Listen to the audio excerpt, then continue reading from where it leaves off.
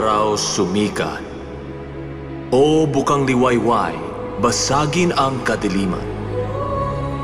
Buksan ang bagong araw at maghanda sa bagong umaga ng may malakas na tinig.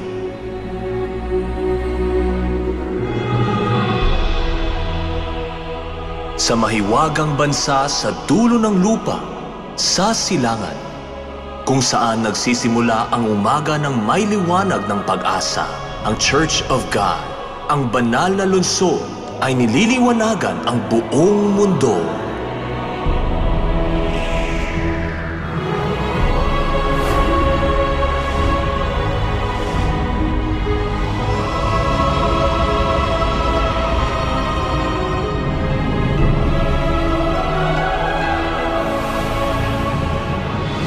Nasa gitna ng bundang Korea, ang head office ng Church of God. Mataas itong nakatayo gaya ng ilaw na nagliliwanag sa mundo. Ngayon din, walang pahingang tumitibok ang pulso ng Ebanghelyo sa puso ng Church of God.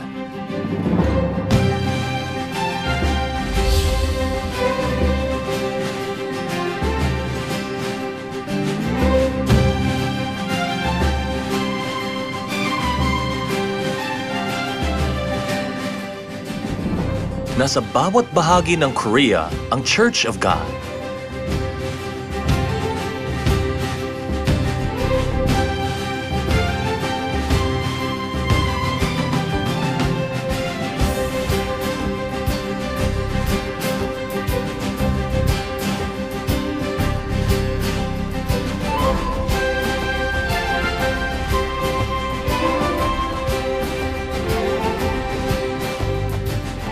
Naaakit ang mga tao sa anyo ng magaganda at maayos na 400 templo sa Korea.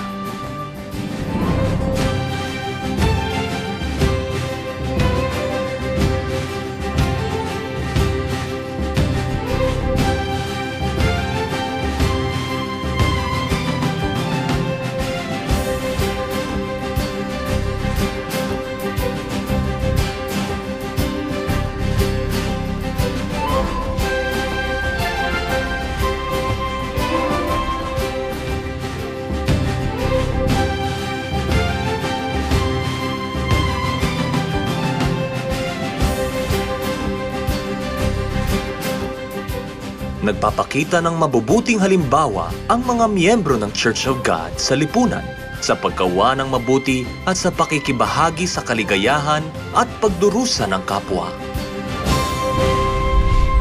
Pangkaraniwang wika ng lahat ng bansa ang magagandang awit at himig. Sumusulat ng magagandang bagong awit ang music department ng Church of God. Naghatid ng mga awit sa mundo ang Messiah Orchestra sa mga buong puso nilang pagtatanghal. Ang kaaya-ayang sandali na nagiging isa ang mga miyembro sa bagong awit ay kinukunan ng video at ikinakalat sa mga Church of God sa mundo.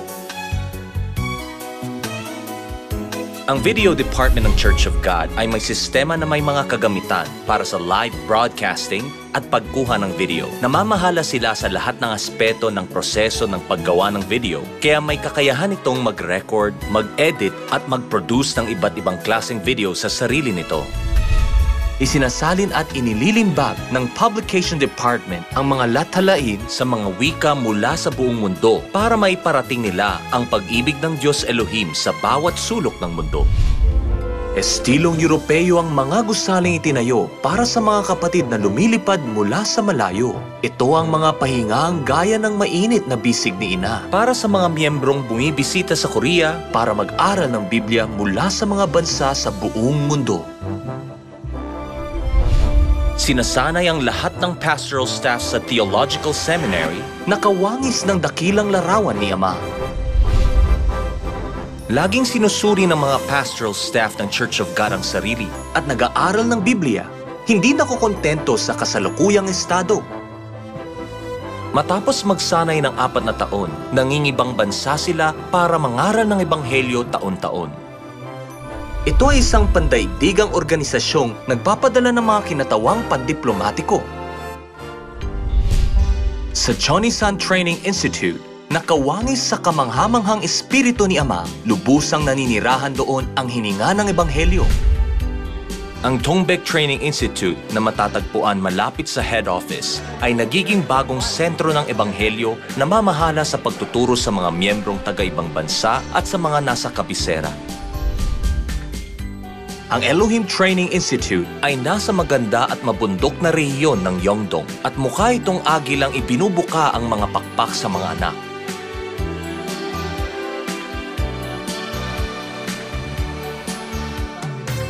Ang institute na ito ay kasangkot sa pagtuturo ng Biblia at pagpapakilala sa Korea sa mga miyembrong taga-ibang bansa, gumagawang kasama ng Okcheon Go and Come Training Institute. Ang Okcheon Go and Come Training Institute ay nasa Okcheon na kilala bilang bayang pinagmulan ng mga sining. Sikat na ito sa Korea bilang isang institute na may nakakamanghang pasilidad at mga kagamitan na nakakapagdaos ng malalaking kaganapan para sa higit na 15,000 katao. Nagiging isang landmark ito sa Korea at sa mundo sa pamamagitan ng pagbisita ng mga miyembrong taga-ibang bansa at pinalalawak nito ang reputasyon nito sa mundo kasama ang Church of God.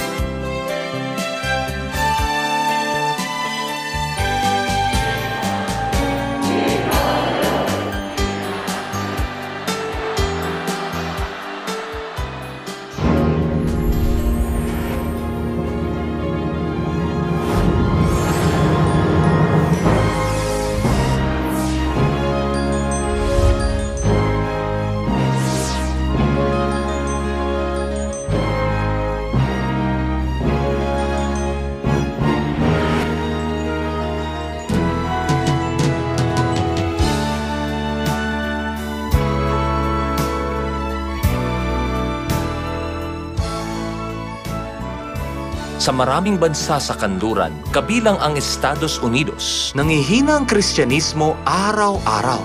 Gayunman ang Church of God ay lumalago, partikular na nakakaakit ng mga gustong mag-aral ng Biblia.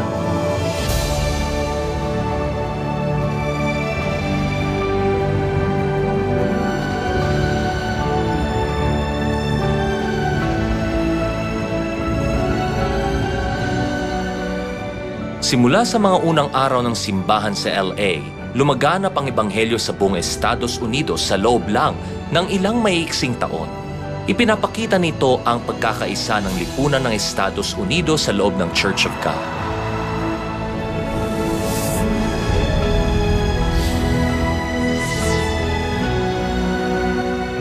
Mabilis na kumakalat ang sulong ng ebanghelyo mula sa Hilagang Amerika hanggang sa Timog Amerika.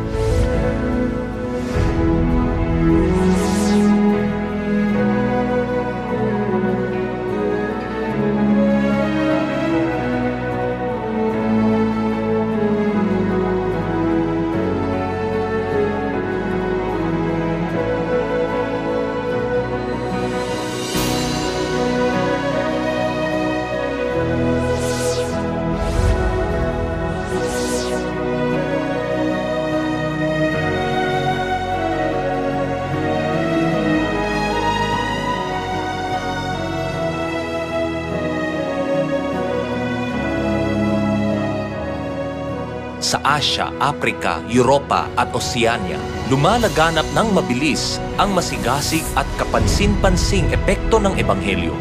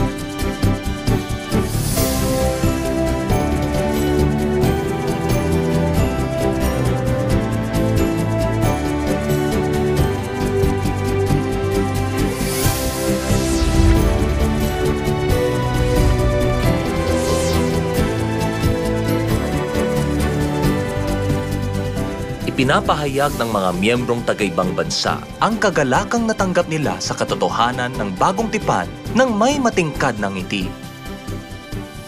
Lumilipad sila sa Korea para bisitahin ang banal na lupain kung nasa ng espiritual na ina, pag-aralan ng Biblia at matutunan ng ebanghelyo ng bagong tipan.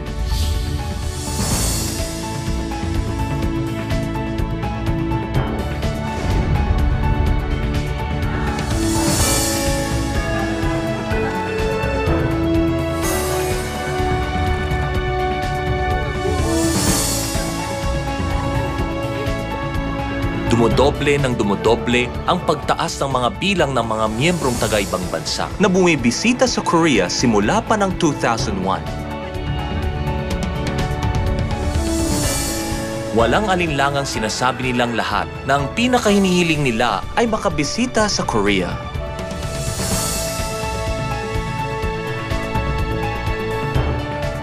Para sa kanila, Korea ang bansang hinahangad nila at bansa ni Ina na gusto nilang makita.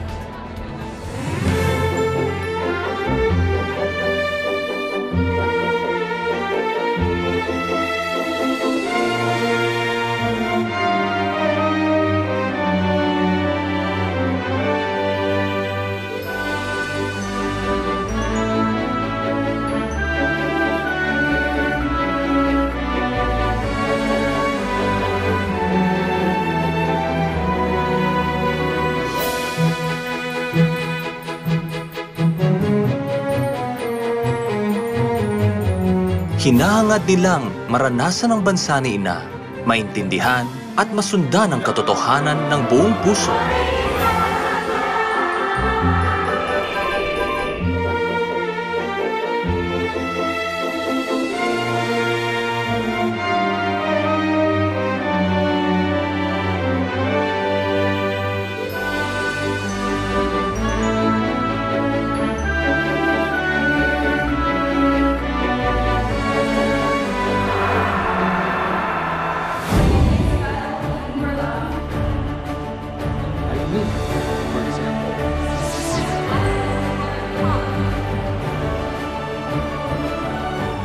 Isinisikat ng Church of God ang liwanag ng katotohanan sa buong mundo at pinaliliwanag ang hinaharap ng mundo.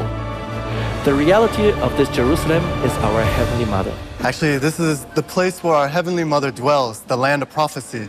So I came here to receive the water of life that you can only receive here in Korea from God the Mother. Ici, plus précisément pour davantage mieux comprendre, afin que je puisse répandre la parole de Dieu en France, dans mon pays, et en Europe où il y a une sécheresse spirituelle. I had always thought that there was a contradiction between science and the Bible.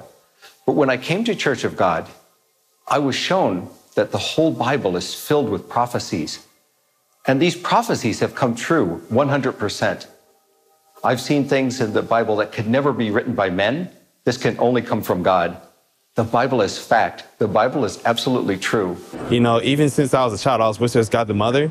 And only the church teaches the profound truth of our Heavenly Mother. Наша мать, Высший Иерусалим, это истинная мать, согласно всех пророчеств Библии. Я уверовала в это. I don't think there's words to describe the grace of Mother, but it's only really coming to Korea and meeting Heavenly Mother that I truly understand that the love that is there, that she gives out to everybody. Antes de estar en el Evangelio, ciertamente yo antes tenía otro carácter. Ahora, ya siendo hijo de Dios, y ya que nos refinamos en Sion, definitivamente hay cambio drástico en nuestra persona, en nuestra personalidad, en nuestro carácter.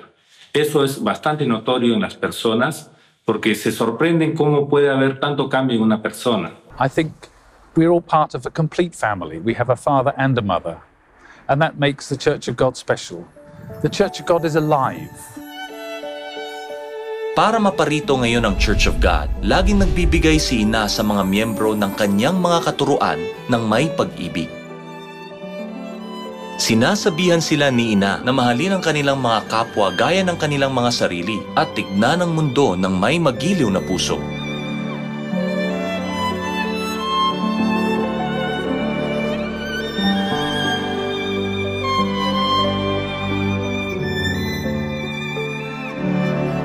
Sa pagpapahalaga sa pag-ibig ni Ina, ang mga miyembro ng Church of God ay gumagalang sa mga nakatatanda at nagmamahal sa kanilang mga kapwa, gumaganap ng papel ng asin at ilaw ng sanlibutan.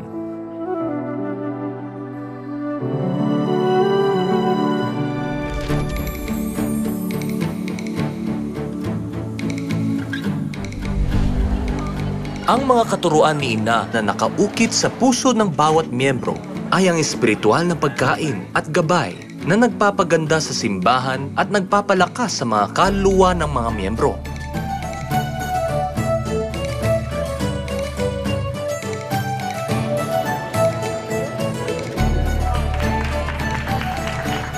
Aquí en el Perú necesitamos más voluntarios y ustedes son un buen ejemplo. Y gracias por responder como una iglesia bien organizada, con una linda misión. Muchas gracias.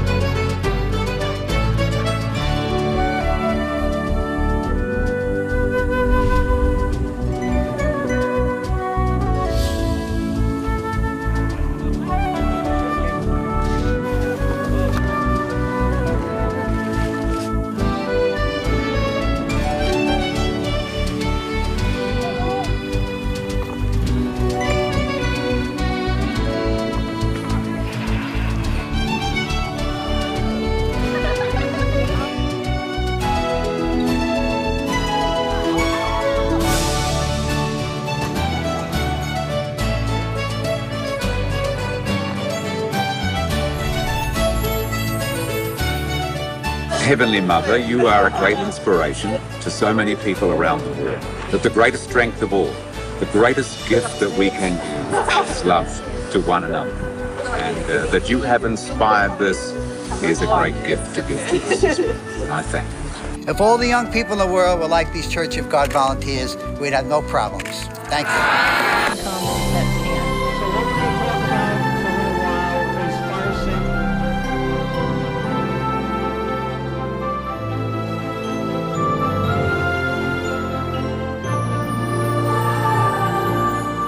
Ang mga miyembro ng Church of God ay may mga mahabaging puso na nagmamalasakit sa mga kagalakan at kalungkutan, malalaki man o maliliit sa kanilang bansa.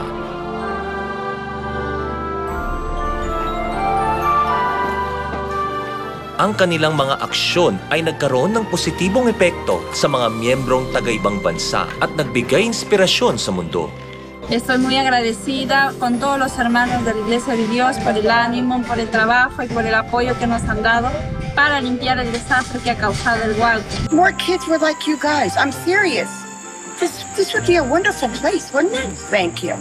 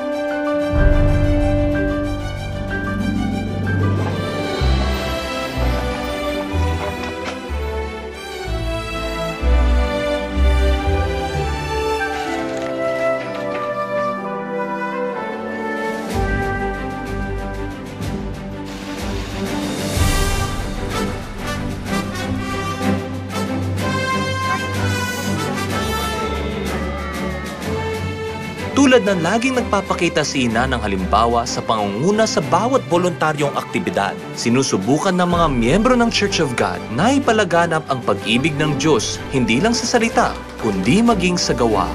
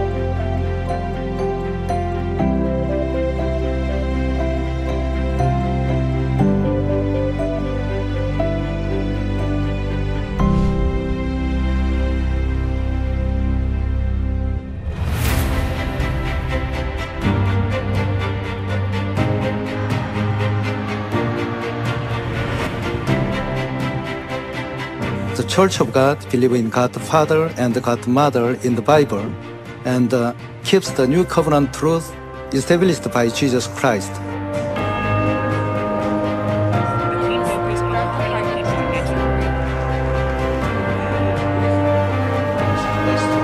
So I am very impressed with your global network and your enthusiasm and your focus on action now.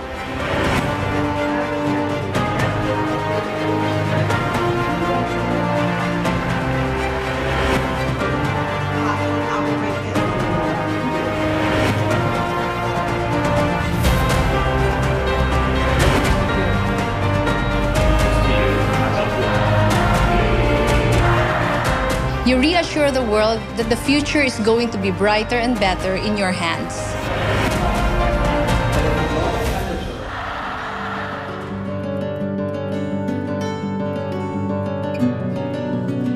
Gaya ng balikat na masasandalan sa mahihirap na sandali, nanatili ang Church of God sa tabi ng mga pamilyang nagluluksa pagkatapos ng trahedya sa Daegu subway.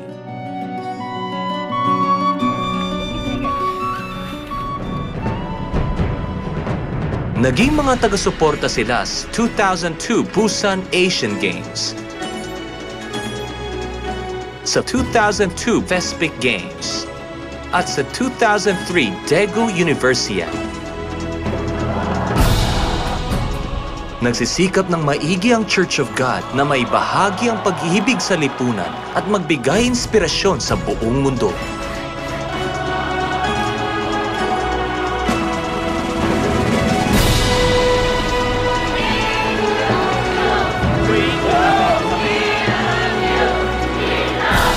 하나님 교회, 특히 그런 스포터죠.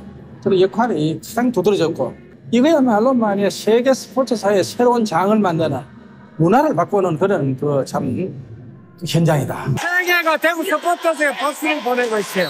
정말 감사하고 자랑스럽습니다.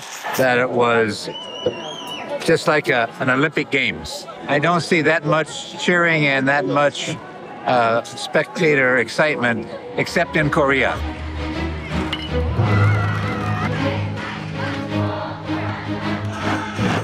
So great. I can't imagine what this would be like without the supporters here. I was getting every day more impressed about the support all the teams are getting here. And it's really, I'm at a lot of our World Cups, of course, and what I see here is very unique, and I'm very happy to see that because the supporters here, they support all the teams, not only Team Korea.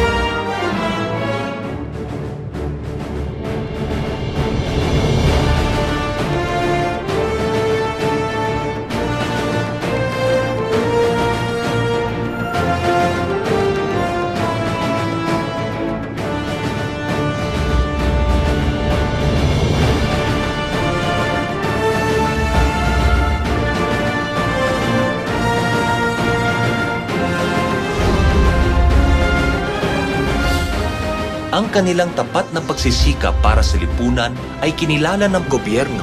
Tinanggap ng Church of God ang group citation mula sa presidente noong 2015, citation mula sa presidente noong 2003, at Order of Sport Merit noong 2004.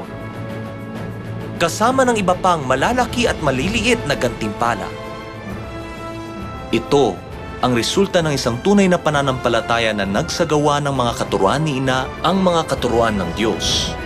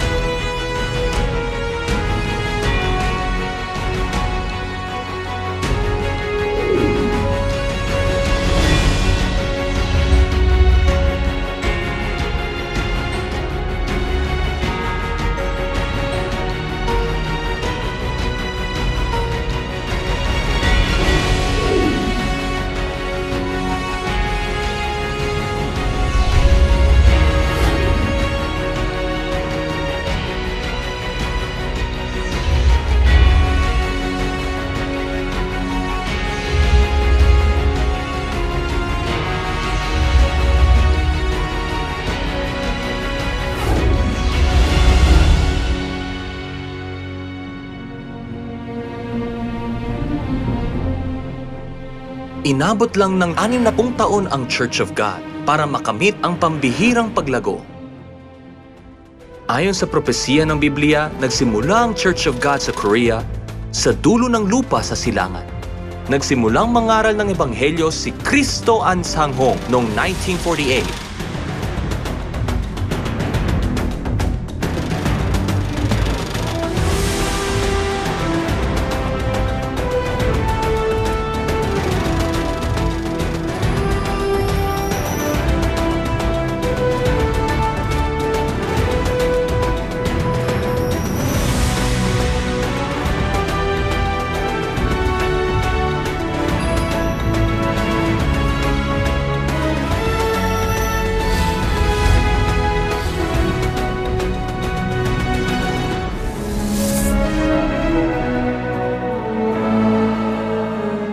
Kahangahangang Korea. Kahangahangang Church of God. Pinupuri ng mundo ang Church of God kung nasaan ang katotohanan na hinahangad ng mga tao. Ang bagong duyan ng Ebanghelyo, Korea, at ang bagong banal na lupain ng Ebanghelyo, ang Church of God. Ang lugar kung saan papunta ang yapak ng mundo ay ang Church of God. O araw sumikat, o bukang liwayway, basagin ang kadiliman. Buksan ang bagong araw at maganda sa bagong umaga ng may malakas na tinig. Sa bansa sa dulo ng lupa, sa silangan, ang Church of God, ang banal na lungsod, ay nililiwanagan ang buong mundo.